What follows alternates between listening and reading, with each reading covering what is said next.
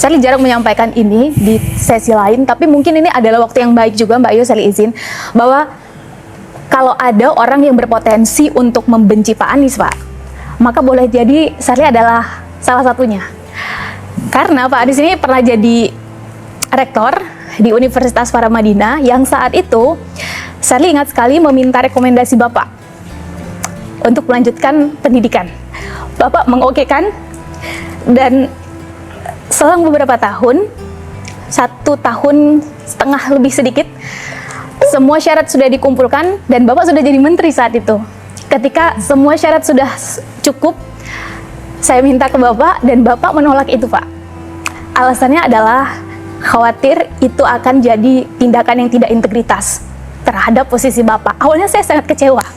Terkadang, kisah sedih yang kita alami bisa membuat sosok pahlawan berintegritas muncul yang menjadi panutan. Terjadi kejadian dramatis sekaligus mengharukan ketika Sherly Anavita mengungkapkan pengalaman pribadinya dengan Anies Baswedan. Saat itu, ketika Anies Baswedan menjadi rektor Paramadina, telah memberikan rekomendasi kepada Sherly untuk melanjutkan program pendidikannya ke luar negeri. Namun ketika semua syarat sudah terpenuhi, bersamaan dengan itu Anies Baswedan diangkat menjadi Menteri Pendidikan dan Kebudayaan. Lalu kenyataannya berubah.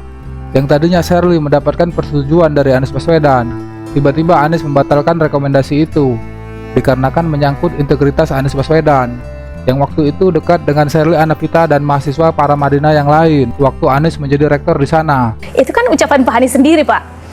Sampai akhirnya waktu berlalu, Sherly mendapat ini bukan hanya kekecewaan, ini bukan hanya terjadi pada 1-2 orang, melainkan bahkan pada orang-orang terdekat Bapak.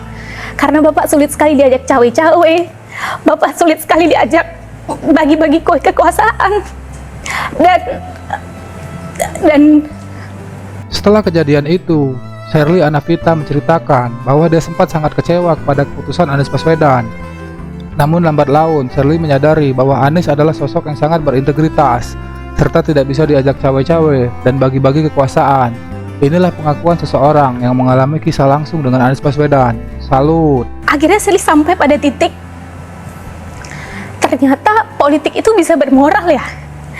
Dan pertanyaan Sherly adalah, ketika justru orang terdekat kita itu punya potensi untuk menjadi pembenci kita, bagaimana sosok Pak Anies Baswedan ini memaintain kesalahpahaman, kebencian, atau hal-hal yang berpotensi justru untuk menusuk Bapak dari belakang. Setelah mendengarkan kisah dan mendapatkan pertanyaan dari Sherly Anavita, Anies Baswedan pun menjawab bahwa rekomendasi yang awalnya dia berikan kepada Sherly adalah dia sebagai pribadi.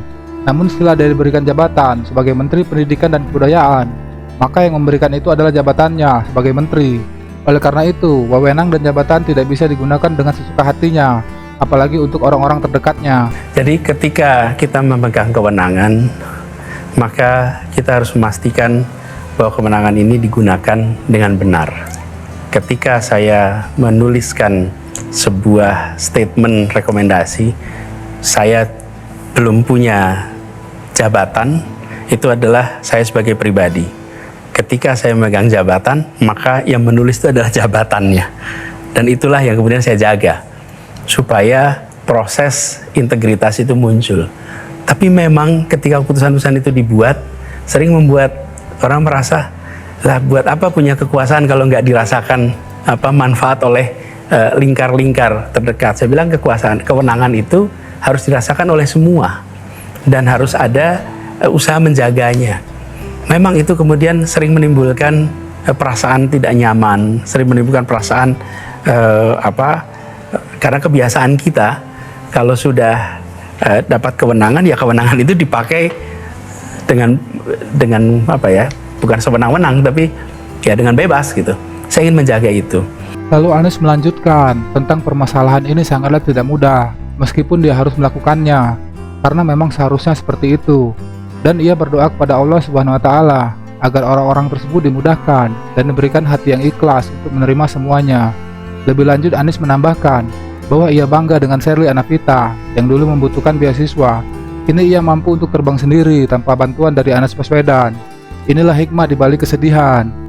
Nah, saya percaya Sherly, apabila ini dikerjakan dengan konsisten, maka mereka-mereka yang merasakan mungkin ketidakpuasan, mudah-mudahan Tuhan berikan hati yang lembut untuk bisa memahami. Karena bukan tidak mau secara pribadi, tapi ingin menjaga marwah institusi yang sedang dipegang. Saya ingin sampaikan terima kasih, apresiasi, karena seperti Shirley ini.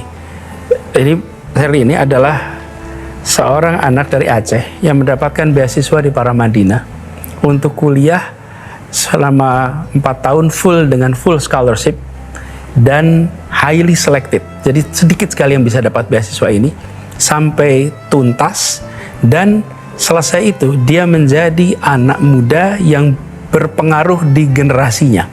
Saya termasuk yang sangat bangga, dan saya lebih bangga lagi. Kenapa?